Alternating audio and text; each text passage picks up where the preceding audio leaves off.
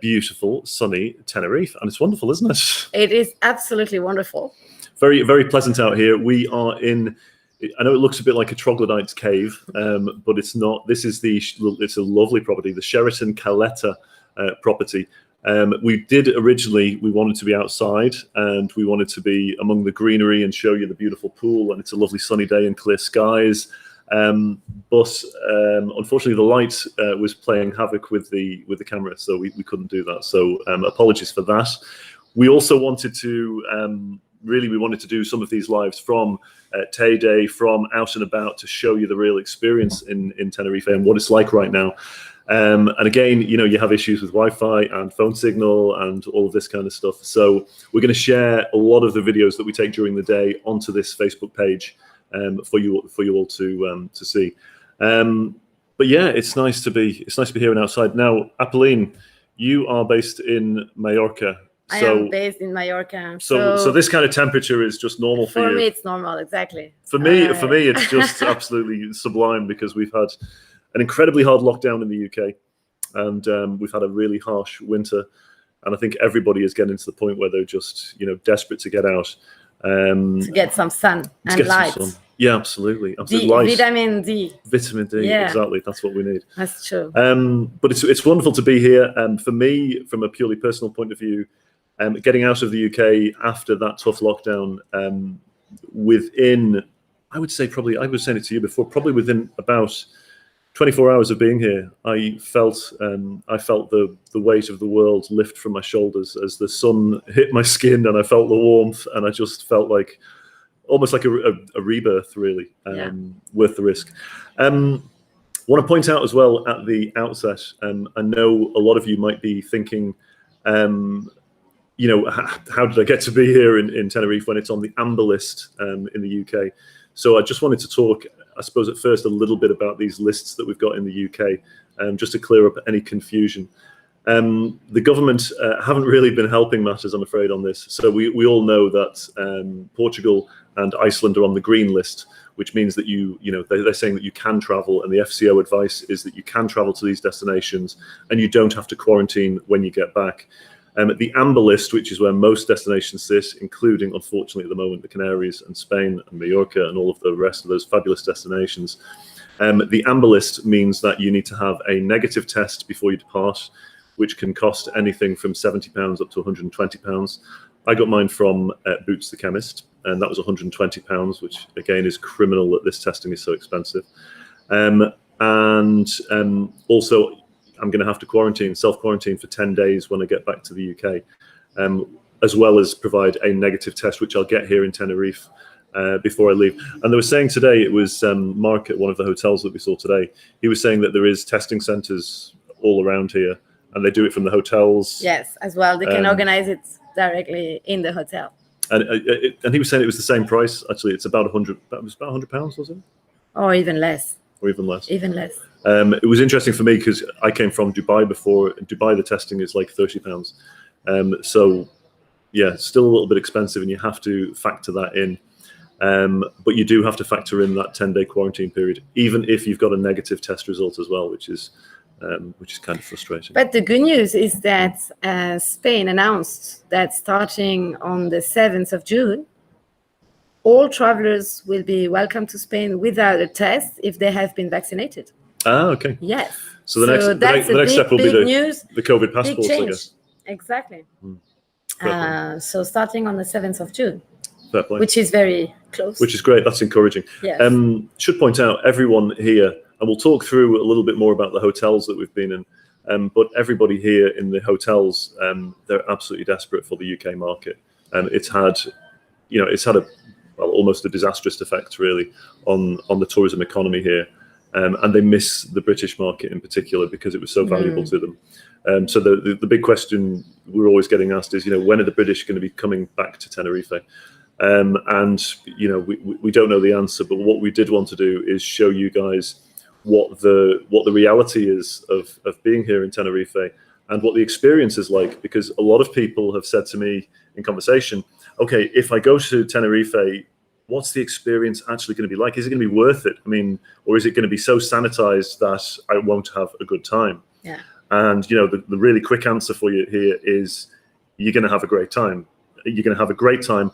There are protocols to be observed, but once you get used to those protocols, it just becomes second nature. The face masks. Absolutely. I mean, sometimes I do sort of forget. I'll get up to go to the bathroom or something, and I've forgotten to put the face mask back on. But for the most part, you just get into the routine of it. So when you're in public areas and you're walking around, you have to put the face mask on. Mine here, you always keep it near you. And then when you're, in a situation like this, because we've got a drink in front of us. Yes. And that's the only reason why. Cheers, by the way. Cheers. Cheers. Cheers. Lovely. Because you've got a drink in front of you, you don't have to wear the face mask. If you get up and go to, the bar, or if you go to the bathroom, you put the face mask on. Once you get there, you take the face mask off. If you go to the pool, walking to the pool, face mask on. As soon as you get to your lounger, face mask off. Sunbathe, go in the pool. It's very easy to get used to it. It's really easy. And since we live outside here, we are always outside, and the pool area, the restaurants area, you feel very sort of safe, actually. You don't feel like there's any great sort of issue. In terms of the protocols that the hotels have in place. So we stayed the first 2 nights in the fabulous Emilia Isora. Sorry, I'm going to close something on the laptop that's come up. HubSpot. We stayed in the fabulous Emilia Isora, which, by the way, you can win a trip to stay in that hotel with flights as well at lowseasontraveler.com/Tenerife comp. And somebody's got to win, and you've got a much better chance than winning the lottery or anything else. I can tell you that. So please do check that out.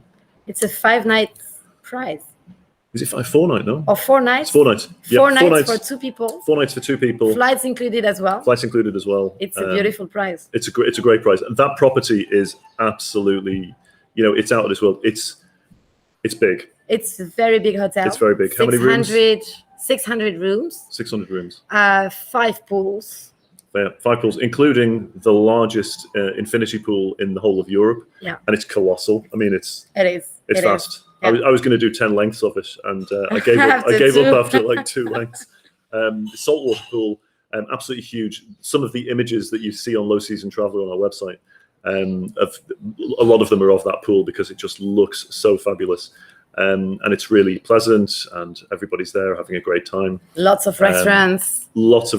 Outside spaces. You have breakfast outside, you have lunch outside, you have dinner outside. The temperature is perfect all year round. So the architecture is really, I was amazed by the architecture to see that everything is done to live outside.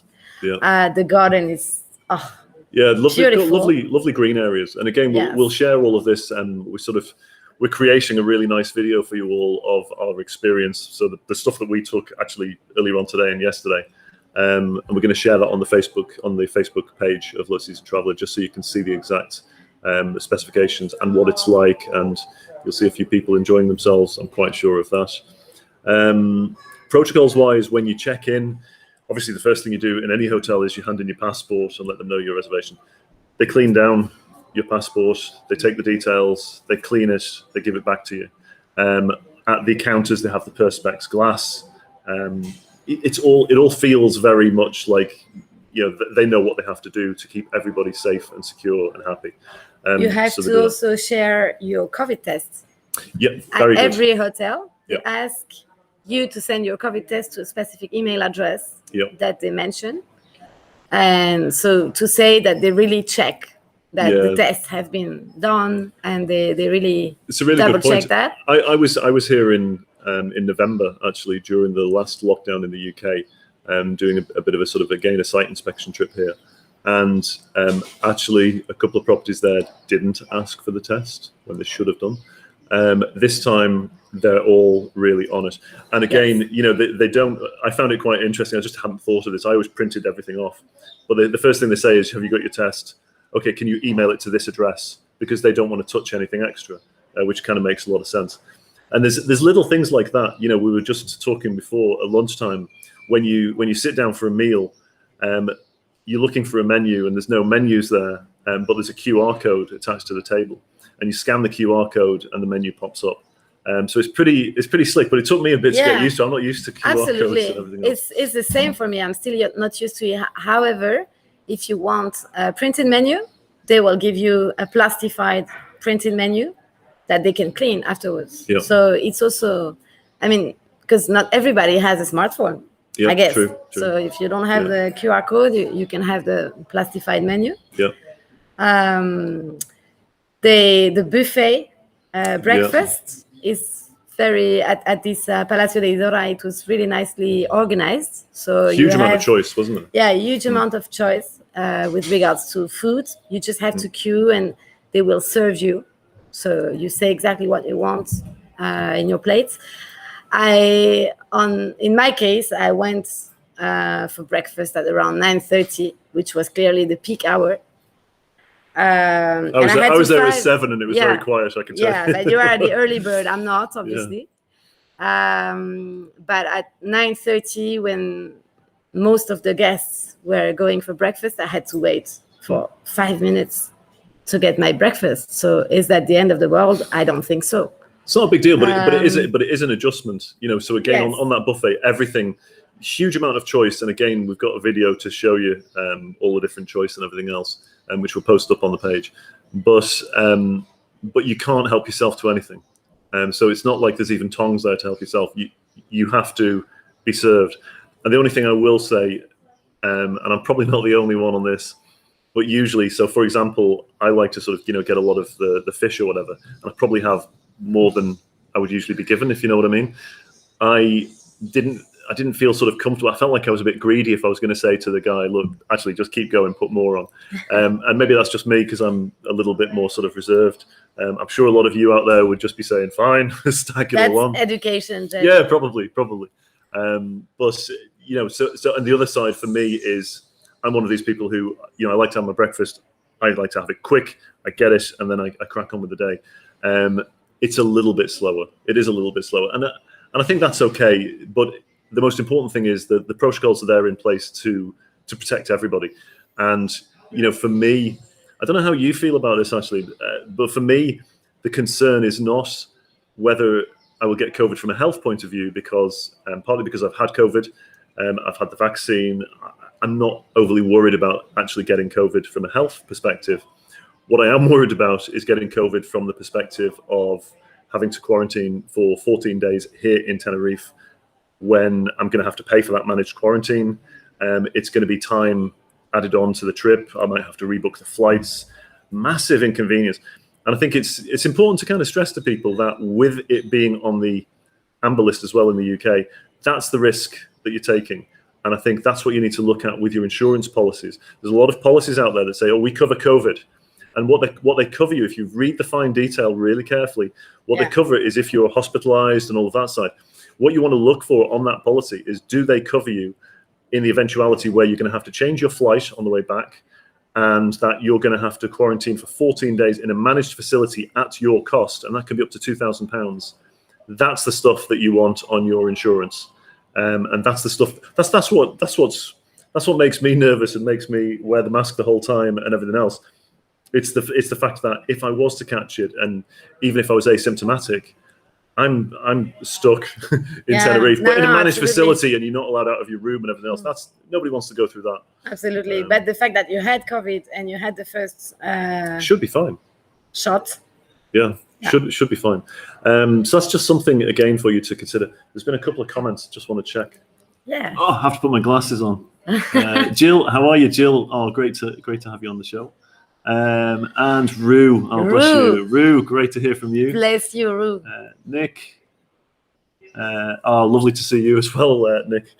Happy to see us on our travels, which has been good. If any of you have any questions, by the way, specifically about any of the protocols, about what the experience is like here in Tenerife, then again, just let us know. We're more than happy to answer any questions that you may have. Of course. Then again, with the Palacio Isora and any other little sort of differences, one that I noticed was not a big deal, I suppose, but the mini bars are empty.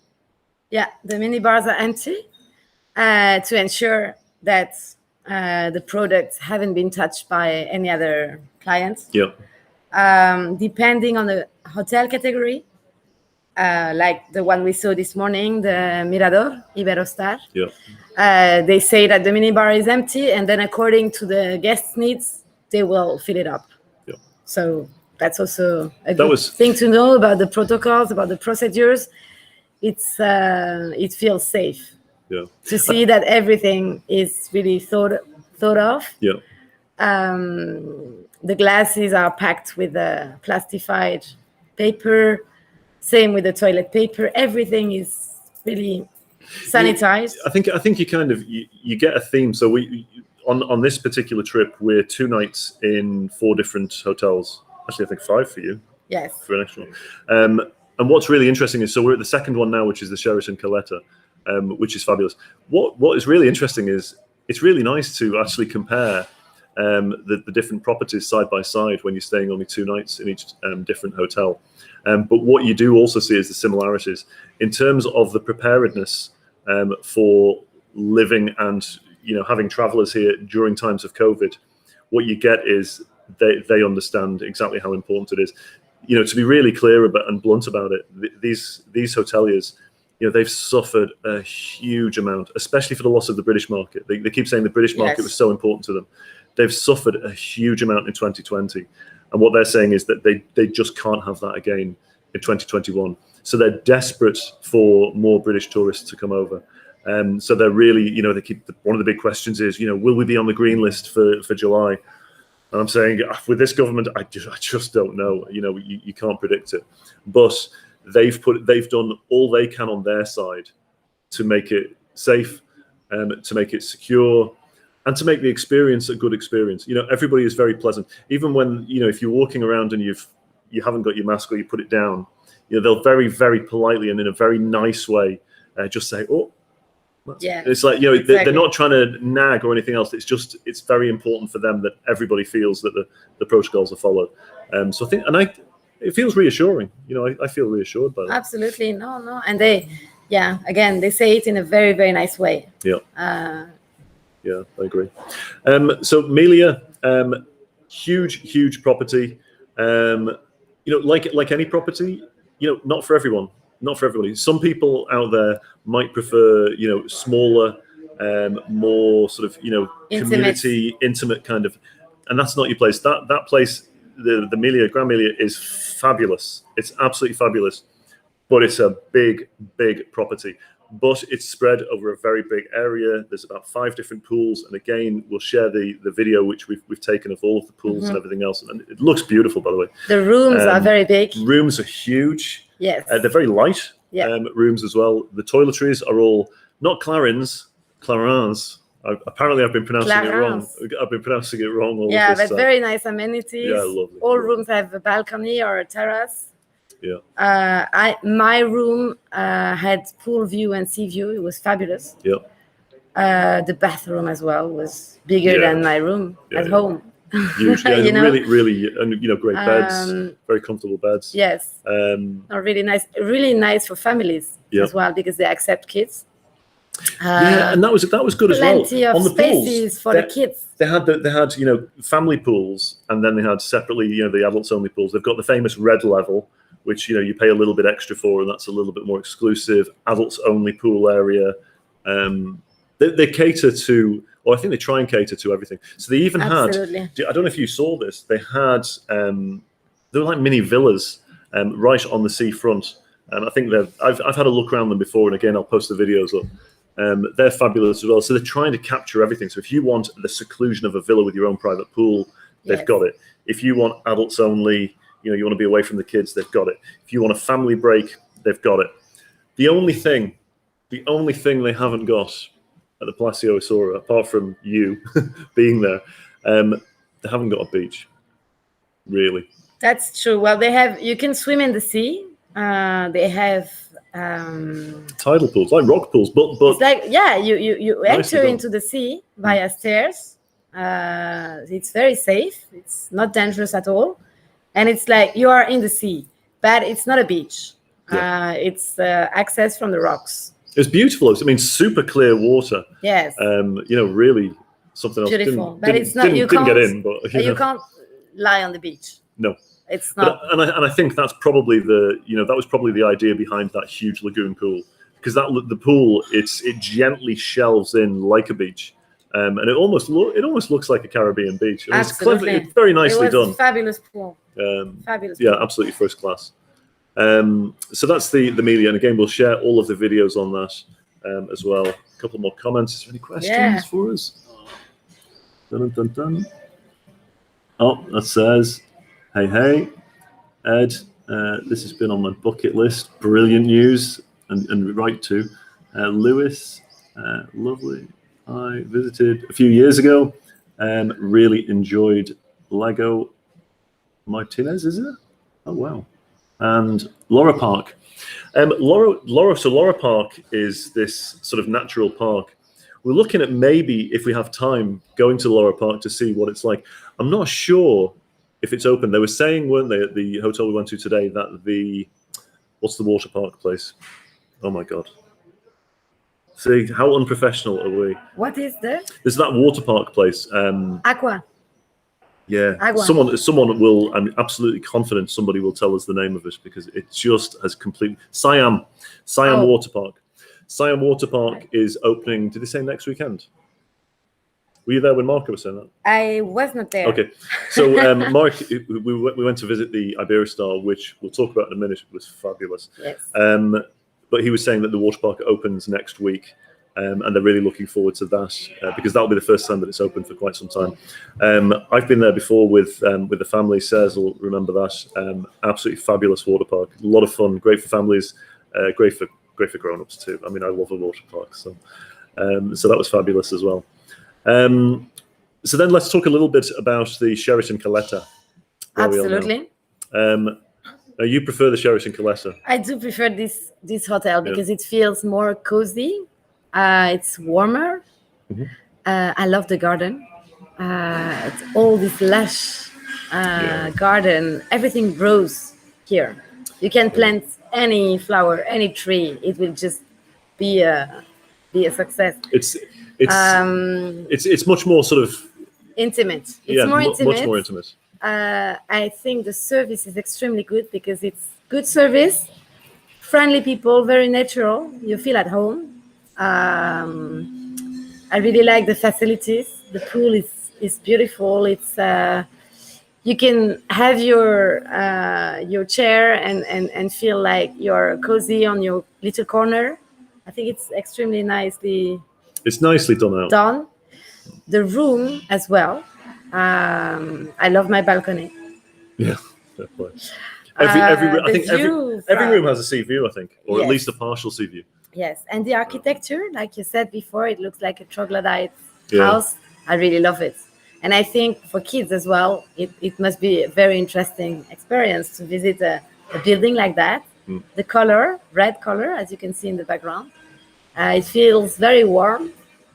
And the food's been pretty good. You know, the breakfast was good this morning. The food is good. Yeah, we had a very good pizza yesterday for lunch. Which was a proper Italian pizza. I had first time you had gazpacho. Gazpacho for the first time, which in your life, I couldn't believe it. Yeah, which was fabulous. Really, really cold nice. Tomato soup, typical Spanish, very refreshing, with loads of olive oil and garlic. Yeah. Very nice. Probably stinking still. And so my feeling of this hotel is more like I think it's more cozy for me. Yeah. I love the Melia as well, obviously. But my professional background says to me that the Melia is maybe more suitable for MICE events, for industry events, for meetings, for a wedding as well. It's a fabulous hotel for wedding, but it has to be a big wedding, maybe an Indian wedding. It's got a lot of huge spaces. Yeah. There's a huge ballroom there. Yes. For me, that was more like an event place. Yeah. This Sheraton Caleta is more intimate. It's more suitable for families, for a group of friends, for couples. Yeah. It gets beautiful at night with small lights. Yeah, it's got a lovely feel to it. It's a lovely feel, I think. And the service is really good. And the interesting thing at the moment as well, which we sort of haven't pointed out, obviously we were in the Palacio. I saw it over the weekend, and it was really surprising because it was quite busy. And one of the questions that we always ask is, what occupancy are you running at? So as a proportion of all of your hotel rooms, how many have got clients in them at the moment? And they were saying for the Palacio Asura over the weekend, it was what, 60? 57%. 57% occupancy, which, for these days, considering there's no real international travel, is really high. A lot of it from the local market over the weekend. But they were saying that it drops down then considerably during the week to a 20% occupancy rate. And that would be the same here in the Sheraton. So, again, one of the things as low season travelers that we all love is, we love peace and quiet and no crowds and no queues and all of that kind of stuff. 100% it's low season. But everything is open. The service is fantastic. Yeah. The experience is wonderful. For me, again, I just, as I'm walking around this place, I'm just thinking, this is why I'm so passionate about the low seasons, because it's just such a relaxed feel. And yet, the temperature, of course, is absolutely wonderful. It's the climate's perfect. It's wonderful. And the prices at the moment are great. And the locals are so happy to see us. Oh, they really are. Well, of course, this year is very special after what happened with the pandemic. But I mean, in any kind of situation, I think during the low season, people are really happy to see you. I think because this is when they need you. That's what, first of all, and also this is when they have more time to enjoy you and speak with you and interact. Yeah, interact with you. So this is, and you know me quite well. You can see I'm a people person, and I really enjoy the fact that we can really interact with people so much. Easily. So much more, and they've got time for you. They've got more time for you. But it does. It's true. It reminds me of again, for anybody out there that's sort of been traveling during the times after 9/11 or after the Turkish earthquake, the tsunami in Thailand and in Sri Lanka. You always have two schools of thought and two lots of people. One lot of people are saying, gosh, I wouldn't go there for love nor money after the disaster they've just had. Oh my God, no, it'd be miserable. It'd bring me down. And then you have the other people who are, now they need the business more than ever. Yes. And if you are one of those and you go over after a time when they've really suffered in the destination, the appreciation that you get as being a visitor there is just incredible. It's humbling, actually. They're just so grateful, and Absolutely. that's the feeling I have here in all of the hotels. Completely. Really interestingly, we visited a hotel. It was a bonus hotel that Apolline sorted out for us, the Iberostar El Mirador. This was a fabulous property. Fabulous. I mean, really out of this world. And we've got a video which will, I'll share a lot of content out there on the Low Season Traveler page and also the website. It's adults only. It's all suites. 120. Huge property, but only 120 suites, which actually means that it probably never feels packed, even when it gets near its capacity. But so this was an on-spec one. It was just, we'll go and see it if we can. The general manager there was a lovely guy, Mark, and he sat us down. It was nearly 3 hours with us, showing us all of the property. They wanted to make sure that we filmed all of the property. They sat down with us afterwards. We had a lovely conversation. Yes, also with their director of sales. And Apolline did an interview with the GM, and he was delighted to do that. And again, we'll share that on the Facebook page. Yes. But you just sense that they're so grateful, and they were just sort of saying, anything you can do to encourage people to come and visit us here in Tenerife. Absolutely. They'll have a great experience. They had the spa closed as well for maintenance, because they have to close the spa 1 day per week to clean everything, sanitize everything. They opened it just for us. Yeah, that was nice. So that we could see it. It was really very kind of them, very professional, they were very available, and they had loads of questions for us as well. That property is something else. We hadn't planned to visit that property. That place is special. And they had a section, and again, we'll show you the videos at a later stage this week once I get them edited. But they showed us the base level suite, which was huge, with a balcony terrace, which was huge. But then was it like a club suite? Yes, junior it was suite. Exactly. The junior suite, where you also get access to this like a terrace, an extra terrace, which is very, very select and exclusive. But it was there was an area there with sun lounges and jacuzzis, huge jacuzzis, And then there was the section where they have these wine coolers, and there's, it's help yourself And to food. champagne, to food, non-stop all day. And they were explaining how, at the moment, all of the food was in small packages. Boxes, there must be more plastic going on in the world. I was thinking that when I was looking at that. Yes, but maybe that's it has to be secure, and I know that. Recycled maybe. plastic. And they were saying about the food that they have less waste, because since they need to pack everything in little small portions, they don't throw away as much food as they used to do in the past, when they had this huge buffet, and at the end of the day you have to throw away everything. And Mark was saying they've got a huge they've got a really good environmental program going on with the Iberostar, which must be I think something throughout the whole of the Iberostar group. So we're going to find out more about that and share it with you guys as well. Yeah, they said that they were very sustainable in terms of protocols and materials, amenities as well. Yeah. It's porcelain bottles that they fill up. It's no more plastic that you throw away. Yeah, it was nice. It was very, very interesting. Lovely visit. It's nice. Again, surprise. It wouldn't necessarily be for everyone in terms of the decor. And like I said, we'll share the pictures and you can make up your own mind. I just really liked it. It just had a lovely, lovely feel to it. And it was very quiet. Very quiet. Because the road is behind the hotel. So once you sit down on the terrace, on your balcony, on the restaurant, you don't hear cars. And for me, that was the highlight. And the access to that beach. That beach is access to the beach, adult-only property, so obviously it's also quieter. Then what else did we learn, Apolline? What else did we learn? About the low seasons. Oh, yes, that this hotel has a different low season than the rest of the hotels we have visited so far. Why? Because they work with adults only. Well, they work with couples that can't come in the summer because of the kids. So, so when summer holidays start, the hotel comes into the low season. Yeah. So July that and was August, very interesting. Really, really interesting. So July and August are their low season months. That's the lowest months. Exactly. Which is so high season for most of the other properties on the island and in Spain in general, and in Europe in general, because summertime is high season for Europe. Absolutely. For most of the places. It was really interesting. I hadn't thought of that.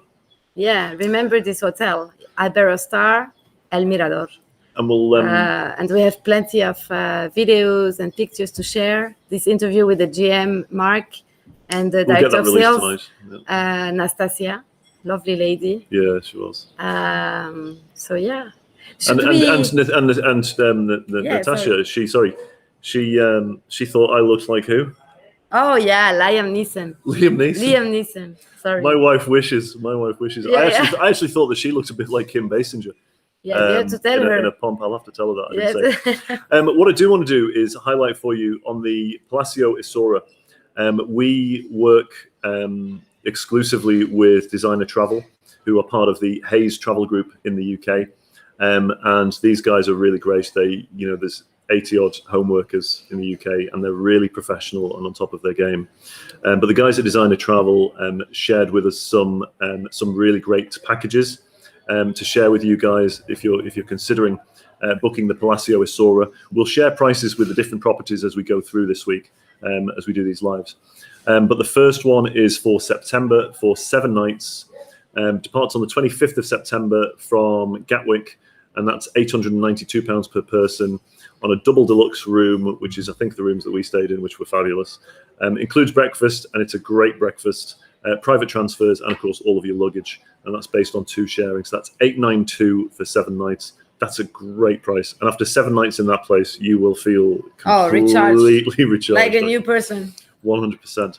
The next one that we've got is in October, the 4th of October. This departure from Luton, £1,067 for 7 nights. Again, double deluxe room, breakfast, private transfers, luggage, absolutely everything.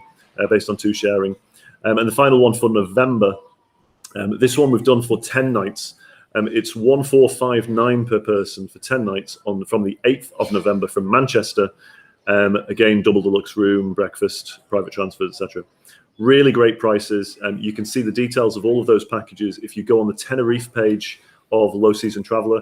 You'll see the telephone number that you can call, and you can speak to these guys. They're great home working agents. They're really understanding, and they know their stuff. They know the protocols, and they know what you need to do. They know the right insurance companies to deal with. They're really, really good. Can't recommend them highly enough. So please do check out those. You'll also see the offers, which we're going to be talking about for the Sheraton here, as well as the other properties, which we'll be seeing later on.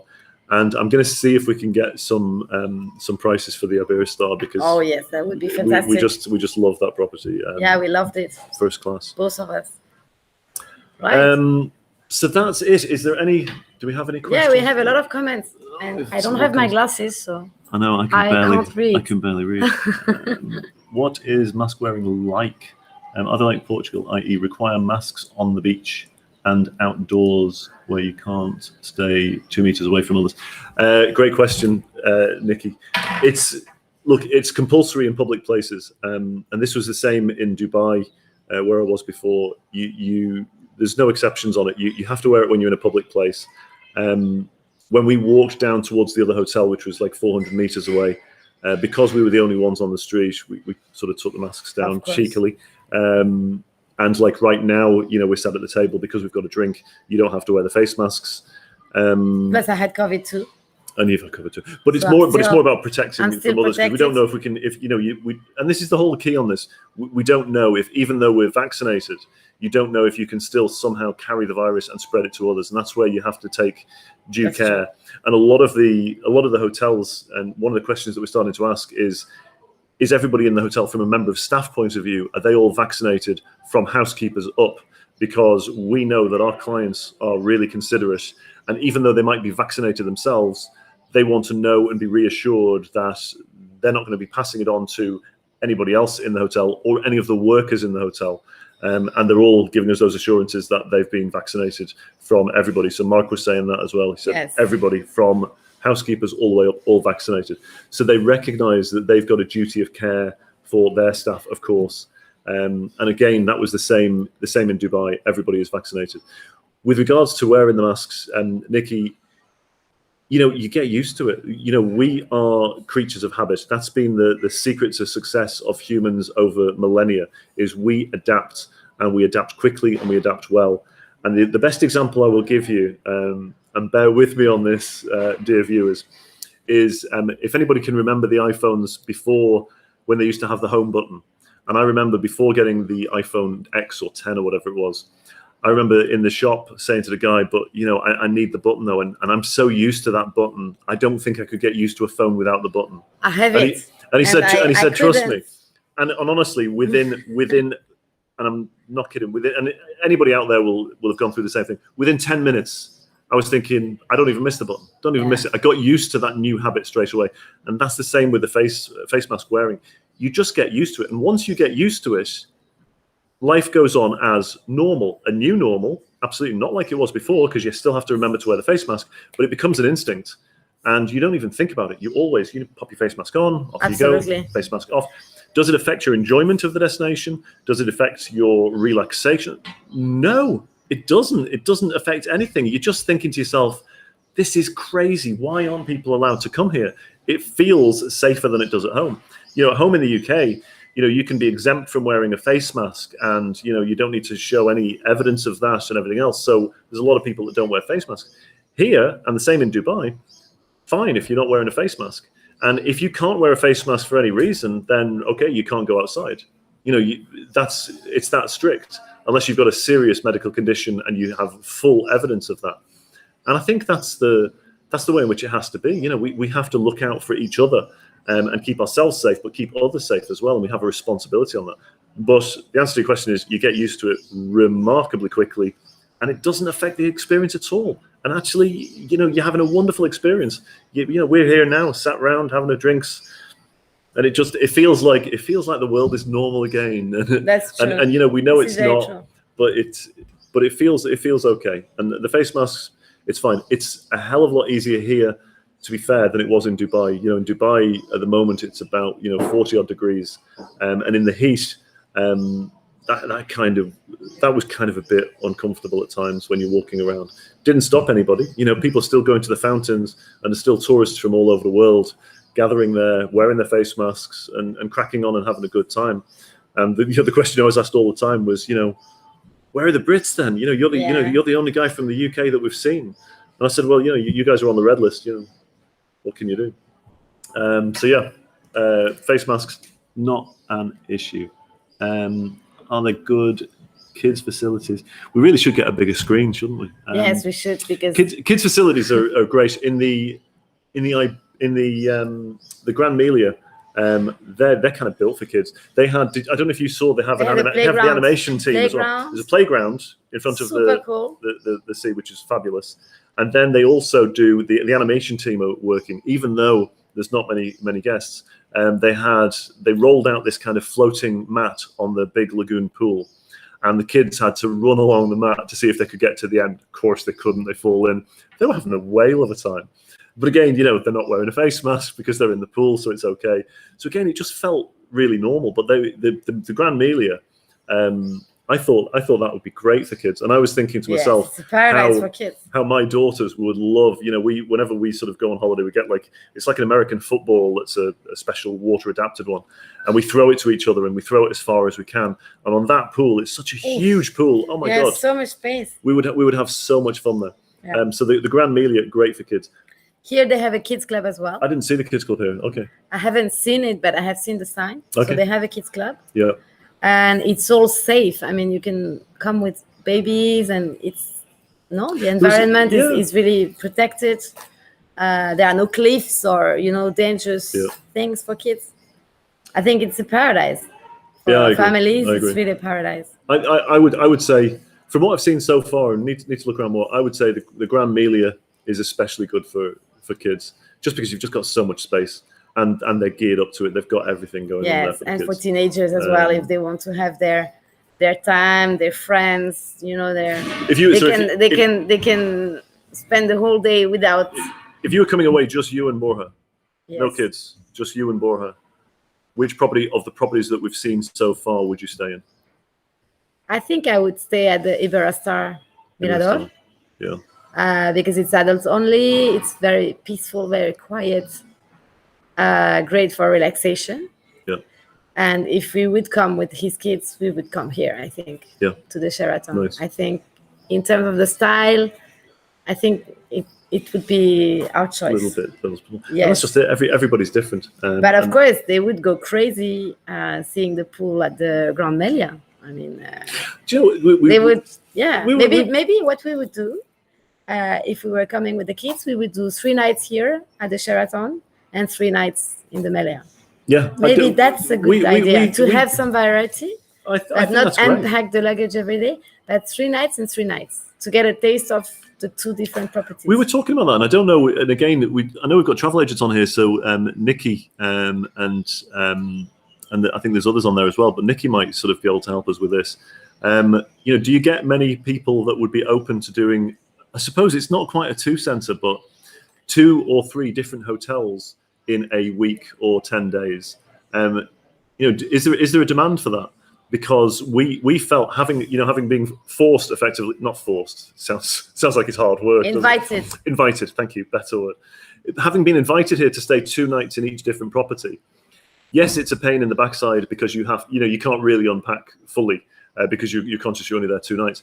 But from a variety point of view, it's really nice. It's nice to have that comparison and I prefer this hotel. And I was thinking, if I was going to go away now with Sarah and even with the kids as well, I'd be kind of open to doing, to change hotel. 2 or 3 nights here, 2 or 3 nights there. Also in terms of the food, because if you stay inside the resort and don't go outside because you have so many options and everything, maybe after 3 days you are happy to change resort and taste different food, see different people. I think it's make new friends for the kids. I could definitely do that. I think it's a very good option. I'm going to bring this closer. Sorry. What is Nikki's let's see what take on that. The beer style looks fab. It's not a problem, but yeah, good to know in advance. Definitely agree. It's Nikki saying it was the same in Lanzarote. She was there last July. And she was saying again, felt safer in Lanzarote, as in they're more geared up for it than in the UK. And I do feel exactly the same. I feel like, actually in Dubai as well, I felt like they understood the risks and restrictions and the procedures better than we do in the UK. So you wouldn't know what it's like. I mean, what's it like in Mallorca? No, but in Mallorca, it's like just like here. We are used to Yeah. it. We wear the mask constantly. We take it out. Pam, pam. We are used to it. I heard from my friends in the UK that it's the chaos because a lot of people just go around without mask. So Yeah, I a think lot of it people. is safer here in Spain than it is in the UK. I I'm feel absolutely sure about that. it. I feel it. I feel like there's more protocols. Yeah. Yeah. I wish I had better eyes. Plus, there is a trick in Spain because now good point, Nikki. it's getting hot. If you don't want to feel the heat, you get it wet. Okay. You wear your mask a bit wet, and it's really Makes it better. Yes, exactly. That's a good trick. Good tip. I've just figured out how to do this, Nikki. Do you see that? See? Learning. Not many family clients do, as they like to unpack once with the kids, which, yeah, I can kind of get that. Yes. Couples are more likely to do more than one hotel. I personally like to stay in a couple of hotels. You're one of us, Nikki. Of course. When we go away to have different experiences. Very good. And look, Nikki knows very, very well. She's with travel counsellors. You know, travel counsellors? Yes. Who are absolutely brilliant as well. And she's been a travel agent of some repute for quite some time. So it's our honour to have you with us, Nikki. What can I say? There's another comment here. I think it's also depends. It will depend on the age of the kids, because starting at a certain age, the kids can also unpack and pack. You know, it's also a good learning for them. And yeah, true. So I suppose teach them to pack light. Yeah, exactly. Because here anyway, you are in swimsuits and beach clothes the whole day, so you don't need to pack a lot of things. We've got the take here from Melvina. Thanks for commenting, Melvina. In Canada, most are wearing masks, but a lot are not, and it causes problems. Yeah. And it does because I think for those people then that are taking the precautions, you kind of feel that they're being very, very selfish and possibly, ruining it for everybody else by, arguably selfishly not wearing a mask for whatever reason. It's tough, isn't it? It's tough. But if everybody plays ball, you do feel more, I suppose, secure. Yes. Absolutely. So what else can we tell you? If there's any other burning questions, let us know. We're going to be going to go tomorrow to Teide. Yes, to the volcano. To the volcano. I've never been there, so I'm very excited. I've done it a few times. I just love Teide. So for those of you that aren't familiar, Teide is I think it is an active volcano. It is an active volcano. It is the highest mountain of Spain. How many meters high is it? 3,700 and something. Highest. It's as nearly as high as Mont Blanc in France. So highest mountain of Spain. And it is what makes the climate so interesting in Tenerife, because south of the volcano, you have a very arid, dry, hotter area, and north of the volcano you have a very tropical, green, lush area. So this is also what makes it interesting, and for me, as a matter of fact, it's a huge surprise because I was not expecting such a diverse climate, diverse landscape. So it's a very, very nice surprise for me to be here. It's interesting because you'll see as well, and we'll feature hotels in the north as well. Yes. But it is, it's worth being aware of, for your clients or for yourselves. It is a slightly different microclimate in the north. So when I drove on Saturday night to pick up Apolline from Tenerife north, she came into the north airport. So I drove up from the south. It's about 1 hour drive. And in the south, at nighttime in the evening, it's really quite warm still. In the north, it was freezing, wasn't it? I mean, did you not think it was? I'm not freezing. Freezing. Okay. It's a bit overrated. Okay. Yeah, not freezing, but it was definitely cooler than here. But it is a microclimate, and that's why in the north. So we'll do Teide tomorrow, and again we'll share the videos with you guys so you can see. And it's fascinating because with the volcano, I can't remember when it last erupted. I mean, a long time ago. Nothing like what's going on in Democratic Republic of Congo right now. But you drive up through different layers of this volcano. So once you get to the cloud layer, where obviously there's a lot more moisture, you've got the pine forests all the way around, beautiful pine forests like you wouldn't believe. And then you get further above there and above the cloud layer, and then you get to lava fields, which are just out of this world. It's like being on Mars or something like that. And then you get to the base of the last bit of the volcano where there's a cable car.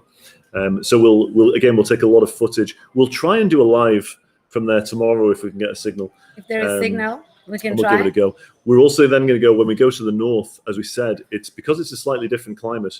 There's a place which a lot of people aren't aware of, which is crazy. And it's called the Anaga Rural Park. And it's in the very, very north of the island. And it's like something out of Jurassic Park. It's almost like a rainforest. It's just out of this world, and it's got its claim to fame is UNESCO protected, as all of these places are. It's got more endemic species than any other place in Europe, and that's in Anaga Rural Park, and it's breathtaking. I'm a big fan of plants and trees and flowers. I will go crazy. There's pictures on the on our website on the Tenerife page. There's pictures there of the ferns. Mm-hmm. Some of the ferns, like they're bigger than your house. It's just insane. And it's here in Little Tenerife. Yeah. Incredible. Really nice. Should we maybe play the little video? We absolutely that you had prepared, so that we get an insight of what Tenerife is like. Good on you, Nick. Yeah, we can't wait as well. Yes, we will. We'll show the video just now. 2 kids and do 3 center for most of the holidays. Fair play to you, Edwina. So you do that with the kids as well. 3 center. Wow. That's getting me thinking that maybe I'll have to put it to the boss, Sarah. Yes. See what she says. Spanish government removed the mandatory COVID test to enter Spain as it gave great. Yeah, I agree. I didn't realize. Have they removed that? They've removed the fact that you need a mandatory negative test. But for vaccinated people only. Ah, okay. Yes. So it's just for people who've got proof of being fully vaccinated. Absolutely. Okay, that's good. Good to clear that up. That's what I think. Yeah, great point, Ed. Thank you for that. Let me get that up. We let the kids pick one hotel. How cool is that? Yeah. Oh my God, I'd be scared I love it. I'd be scared How old are your kids, Edwina? I'm just trying to think. That is a really nice idea. Yeah. But it gets them involved. It gets them involved in that decision making. Absolutely. I really like that. I think that's a great idea. Oh yeah, I love it too. You could be starting a theme. I love it too. Oh, you're very welcome, Rue. It's great to have you on. It's our honor to have you with us. We are waiting for you here in Spain. Absolutely. We miss you. Kids are 11 and 8. So yeah, I think that's really cool. Really nice touch. Yeah. I love it. That's getting my mind racing now. You are raising future travelers. Absolutely. I love that. Yes. Okay, let's show you. So this is a video that we've got. See if we can do it there. I haven't seen it either, so I'm very. It's a little bit of an overview of Tenerife at the moment. So we'll show you this, and then I'll come back to you then, Nick. Sure. As well. So let's hide us. Tenerife, the island of Teide, of 23 degrees, of carnival, the ideal place to go with your family, friends, your partner. A wonderful island, which is why people return. However, Tenerife is a lot more than that. Tenerife is constantly evolving. It is much more than a destination. It is a brand. And it needs to be able to express itself to maintain a constant dialogue with those who have already discovered it or who are about to. Because it is people who live our island, who experience all sorts of emotions here, who inspire us and ensure everything makes sense. Because when we speak about emotions, good and positive feelings, we find a language that fits in perfectly with what we are, our energy, our character and our purity, and that can be captured visually. Here, people can feel love for our abundant and diverse nature, enjoyment with our open-air sports, nature trails, music, rooftop bars and beach clubs, hope of finding the best version of you thanks to this sun and our beaches, serenity that comes from hearing the splashing of our families of cetaceans, interest because of the charm of the villages, our universal heritage, and the avant-garde nature of our architecture. Pride in our gastronomy and our incredible wines. Joy expressed through leaps and bounds. Inspiration connecting you to the universe. Surprise because of the colors of our traditions and our culture. Gratitude at being able to say, wow, that's great. And that's not all. With this language, we can speak about all those places that can be enjoyed. Our Teide, the mountains, our sea of blue, or our beaches, white and black. Our villages, and also experiences like the gastronomy, the golf, our nature trails, and the surf. Because Tenerife, apart from being a place to visit, is a place that makes you feel. That is why we say it awakens emotions. This message is so important for us that it becomes another hallmark of its identity. That is why it goes with our name, to which is added our beloved Teide, which is more present, and the blue of our flag, of our skies, and of our sea. And an exclamation reminding us of a marker so that everyone knows where to find us. The result of all these elements entrenched in emotions is a complete identity with all the symbolism that will become its own language to be used everywhere. A modern and versatile logo that works where people are to be found, alive and able to change to include everything this island has to offer. That is why we have changed to have a brand that accompanies us on this new path. A brand as great as the island, its people, and how it makes us feel. Tenerife awakens emotions. Wow. There you go. What There a you cool go. video. So it's this is part of this new campaign by Turismo I Tenerife. love it. And Tenerife has it all. It No, really I does. mean, it's- I think wow. you know it's interesting. So we've got a good relationship with the guys at Turismo Tenerife, and they're fabulous. Known them for many years, and it's usually the same people there all the time, which is always a good sign. But what they were saying is that Tenerife, it is very well known as an island and as a destination to the UK market for many years. But a lot of people and a lot of the Brits that have come to Tenerife in the past, maybe they did it when they were younger and they went to play Las Americas, but did they really explore the true beauty of the island, the natural beauty, which is just breathtaking? And I think it's trying to, I suppose, help people to think about, even if they've been to Tenerife in the past, come back again and really get out there and see more of what this incredible island has to offer. And we were talking today, and it's probably not right to talk about Lanzarote and Gran Canaria at the moment because we're in Tenerife, but for the whole of the Canary Islands, they truly are the Hawaii of Europe. When people talk about Hawaii, they talk about a dream destination, and it's volcanic and it's tropical and it's always lovely Exotic. weather and it's exotic, and that's right here. It's right here, and it's on your doorstep, and it's a 3-hour flight away that probably costs from about £50 with our friends, the Irish airline, and others as well. And it's a wonderful place. It's so diverse. We're so lucky to have Tenerife and the Canary Islands, relatively speaking, so near to us for all of these vacations. And in the low seasons, it's out of this world. There's no bad paradise. time. There's no bad time. It's Pia was saying it's permanently spring here, and she's right. It is. I've been in December, and it's just like this. You come. I'm sure I've never been in July and August, but I'm sure it's just the same. Yes. But the low season months are, we've got them down, broadly speaking, as May. I think we've got it down as May, September, October, November. I think are the main sort of low season months which we've got. That's the time when there are the least number of visitors. Very popular in the winter because winter sun, of course, and it's fabulous for that. But I would imagine, it sounds cheesy, doesn't it? But there's no bad time. There's no bad time to visit it. But it is important to get out and about and to go to these small places. And we're going later in the week to Garachico as well. And if you're not familiar with Garachico, this will blow your mind. It's a wonderful, wonderful, charming small village by the sea, wonderful rock pools. And the property that we've got there is knockout. It's really very cool. much a boutique property. Yeah. But it's out of this world, and we're actually going to be hosted by the owner himself, Dominique, and he's a lovely guy, and we're hoping that we're going to get him on the live if we can encourage him. They all get a bit nervous when we We'll say have to live. When we convince say them, live, yes. though, did you notice though that when we say, "Oh, would you like to be on the live?" Like, And they're live? like, "Oh, no, not no, really." no. But you can record it. Exactly. So we need to try and do some work on that. Let's just see. We've Great. got one more comment before we wrap up. FCO advice today from the 24th of May, entry restrictions and testing requirements for arrivals from the UK to Spain no longer apply. However, travellers from the UK should be required to present evidence of a negative test if they have travelled to a... Can we make that bigger? Should I help you? Yeah, can you? Yes, of course.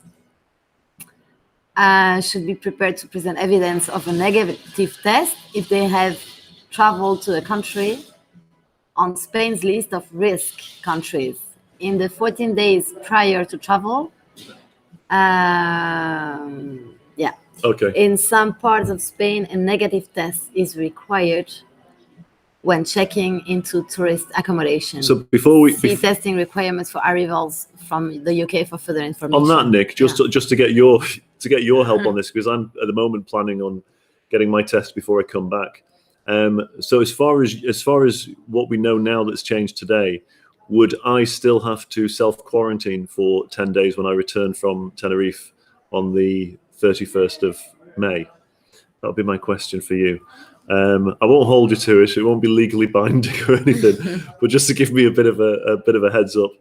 I'll obviously have to get my negative test anyway, but it'd just be nice to know if I'm going to have to quarantine when I get back. Sorry, I copied and pasted from the FCO. Okay. I'll read it up. Yeah. But I'm prepared to quarantine, especially when it's at home and I've got Sarah and the girls with me. Then it's not so bad. You'll have a lot of emails to catch up with. Oh my God, I've got so much to do. I'm not even going to think about that. Plus my emails. I will bury you with emails. I'm not going to think about that. So that you will yet. not even realize you are self-quarantined. Just going to make the most of this week. So we'll wrap it up there. You've all got a lot to do, and we've got stuff to prepare for the rest of the week. We're going to go live every day this week at the same time at 6 o'clock in the evening. If anybody has any questions or if anybody has any recommendations while we're here that you think we should see and show people, then please let us know your suggestions. We'd be more than happy to do that as well. And finally, above all, thank you all for thank you so much. Thank you for joining us. We really appreciate it. It means a lot to us. We are a young organization. We're trying to do things a little bit differently to encourage travel during the low seasons, because the low seasons is when they really need it, and they need the low season people to travel during the low seasons now more than ever before. And your presence during the low seasons, it makes a difference to people's lives. It makes a difference to the economy here, and it is a big deal. So come during the low seasons, why not? But that's it from us. Apolline, thank you. It's been a pleasure. Our first Facebook Live. It's been great. First for very me, much. yeah? For this to be first for me. In really. my whole life. No, I've done others. I hope I was. That was perfect. That's okay. That was perfect. So thank you all so much. Really, really appreciate you taking the time to spend a bit of time with us. We will try and do some more lives as well. Keep an eye on the page, and we will share more videos from Tay and from the properties which we've talked about. And for anybody else out there that wants to use any of those, the footage for whatever purposes you like, you're welcome to it. You can use it. If you want me to send you the other copies of it, again, we're sharing people at Low Season Traveller. Really, I mean that sincerely. Absolutely. We're more than happy to share everything that we've got. It's for the good of the industry that we do this, and it's right to do so. So that's it. Thanks a million. Much. Thanks, Jill. Thanks, Nikki. Thanks, Ed. Thanks, Rue. Thanks, absolutely everybody. We really appreciate it, and wish you a lovely rest of the evening from us live in Tenerife. Have a good evening. Take Thank good care. you.